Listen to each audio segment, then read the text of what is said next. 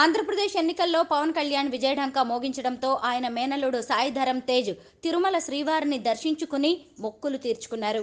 Pawan Kalyan Janasena party పోటీ చేసిన 21 assembly, 2 parliament స్థానాల్లోనూ విజయం సాధించారు.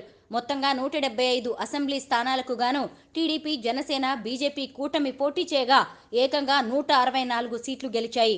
సుమారు 94% సీట్లు సాధించి దేశంలోనే సంచలనం రేపింది. పవన్ పిఠాపురం నుంచి పోటీ చేసి ఘన విజయం సాధించారు. 70,000కు పైగా మెజారిటీతో బంపర్ విక్టరీ సాధించారు. ఏపీ మంత్రిగా ప్రమాణ స్వీకారం కూడా చేశారు. పవన్ కళ్యాణ్ ఎమ్మెల్యేగా గెలవడంతో ఆయన మేనల్లుడు సినీ నటుడు సాయి ధరమ్ తేజ్ తిరుమల వెళ్లి మొక్కులు తీర్చుకున్నారు. పవన్ కళ్యాణ్ ఎన్నికల్లో గెలిస్తే కాలినడకన శ్రీవారిని దర్శించుకుంటానని సాయి తేజ్ ప్రకటించిన విషయం తెలిసిందే.